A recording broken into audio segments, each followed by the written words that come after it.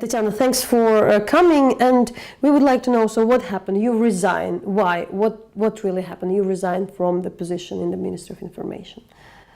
It was a long story which started in May, actually, when Mistreatment's website published data of more than 5,000 journalists. And immediately after the situation, I asked for resignation, my minister. But he asked me to stay, to work at least till August. I had hope that maybe situation will improve, but from my point of view, during last several months, it's rather disapproved, but it became worse. And I resigned on 1st of August. When you said it has become worse, what do you mean with the situation with the journalists, with if you'd like trying to raise awareness among the authorities? We see that investigations are not done properly. Almost about all cases of journalist threats or journalists disturbing their work. And I personally went to National Police. I give some information to investigator from National Police, but nothing happened. And you're like the deputy minister. Yeah, so I understand that I cannot, if I cannot influence, and the situation is so not became better. So for me, it's better to resign from the government. What are you What were you trying to do? Whom you try to reach? If you speak about the government, what was your appeal? I spoke to almost 3, 4, 5 parliament members of parliament party who support publishing of Mistreatment. I spoke, I don't know, maybe 5 times to Anton Gerashchenko, tried to convince him that it's wrong. It didn't work. And then when threats to me, threats to journalists started, I spoke only to investigator and National Police, and it didn't work. And I spoke to the minister. To the Minister of Information? Yes, to the Minister of Information. He also thinks the situation, especially after Sherinet case, he thinks the situation is quite bad. He understands my position. He was upset, but he understands why and what I'm doing.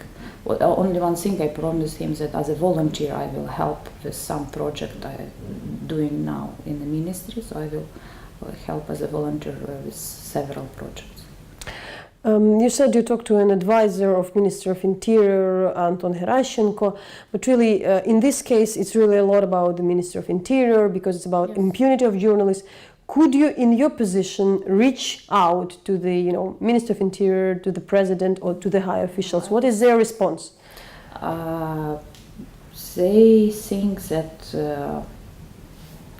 they actually publicly announced that they think that Mistreatment has a right to publish this data. And they think the journalists are wrong, how they tell, attacking a volunteer website, which is very important for security in Ukraine. You filed the report. Were you in some way personally threatened, or like if you're speaking about online bullying or things like that? That's what we heard. So what you experienced during this month while... I have a lot of online disturbance, trolls, or just maybe people who was thinking that it's right to write me something. But I had several, at least 5, I think, threats to kill my family and myself. And with this I came to National Police, to the same investigator who investigating the same threats to journalists in this Mistreatment case in overall. And what was interesting, he told me, like, why do you think Mistreatment cannot publish this data about journalists if journalists publish data about Panama Papers? And I tried to explain him. I made like 10-minute speech to explain him the difference between high political officials or oligarchs who can have dozens of bodyguards and just journalists, many of them who doesn't have any bodyguards, who are just alone. Some with a single mother with a daughter, you know, one of journalists who was quite strongly treated in Mistreatment's case, and several days ago, Katerina Sergatsukova. There was a threat against her again, and but with what we have, with what you leave government now, who is there then to, you know, facilitate maybe this talk? Do you think it makes sense? What is still possible? What we'll do next? First of all, I think that the journalist organizations are working actually quite well. And I think they should do that work more properly. It's quite difficult to criticize inside the government. So for me, to be honest, would be in Mistreatment's case much easier if I will be from some journalistic union or from some NGO to criticize Mistreatment, and I will not have such amount of attack than to be deputy minister. So that's why I think it's one of the reasons why I'm doing. I can do in NGO more than in government. It's really a really interesting and very important issue. What can you do to change the system within the government, especially in the case of security, especially in the case of, you know, freedoms, and, you know, whom else to talk inside the government if we're speaking about the decision makers? We can criticize from outside, we can raise awareness, but it depends not on the NGOs. I think we need to, there is a working group inside administration of president, or organized by administration of president, about security of journalists and work of journalists, and I think that's one of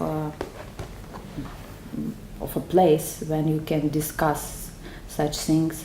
And in case of this last scandal of Hromadske and Novaya Gazeta in ETO, I think administration of president play a very constructive role in returning your accreditation to ETO. Still not there. It's still not but there. At least they publish that they think, they check, and that Hromadske was right. It's still ongoing process, so yeah, but there was a process facilitated, there was a facilitated, yeah. And I think that's a place you need to speak about that. Yes, of course, Ministry of Interior, it's a bit different ministry and Cabinet of Ministers, but at least you have one place in a government who can really listen to journalists, and that's a good from my point of view. Are you disappointed with the whole situation? You started very enthusiastically with the Ministry of Information. To be honest, yes. I was not expecting that doing my job I was expect to do by my job description, that I will have threats my son be killed. But okay, we have what we have. We should play with reality as it is, not trying to create a fantasy about ideal world of ideal ministries and cabinet of ministries. Thank you. Thank you.